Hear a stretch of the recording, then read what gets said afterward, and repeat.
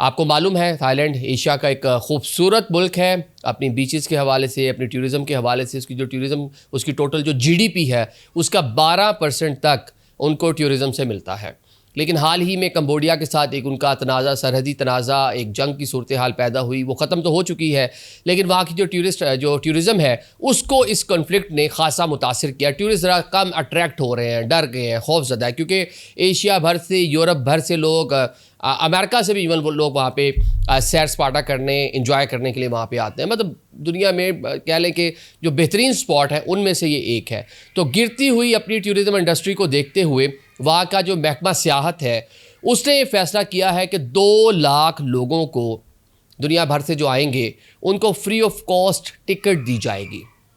अब इस मंसूबे के तहत उनको कोई 22 मिलियन US डॉलर खर्च करना पड़ेंगे।